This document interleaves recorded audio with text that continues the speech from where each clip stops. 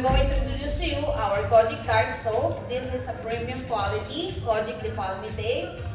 You can also only use this with, if you're going to use this on your face, of course, lather on your hand, then put it on your face, then wash it thoroughly.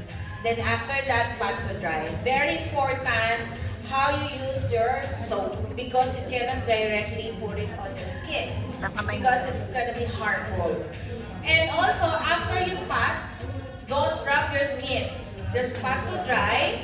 Then, you can continue.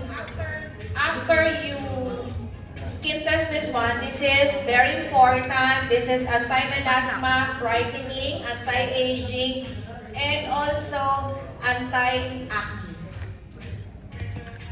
Only for your skin, for your face, is just the size of a pea, just like this. And for 3 days, if there is no peeling, you can add more. Then circulate to apply on your face and neck. Then after that, leave on for a night. Then in the morning, you can also use it also again, the Kojic Tart soap, lather and wash it on your face before going to outside. Please use SCD Sunblock Cream Tint. This is the best protection of your skin and also the best anti-aging. Good thing, if you don't like to put any foundation, this is already Ilang araw to? foundation. It 3 will, days. it will hide your uneven skin tone. This is adaptable. Every skin texture, every skin color, it will adapt. That's why I choose this color. Can I say that it's also like can brighten up, I think, your skin because we don't need to wear foundation, right? Yeah. So it's like a thin layer. Okay. It's a thin layer Wow, or that's primer. great. So you can Yeah. use this No need as to your wear. primer.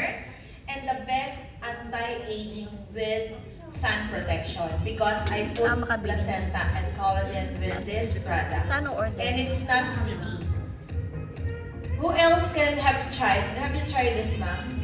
Not yet. So, see.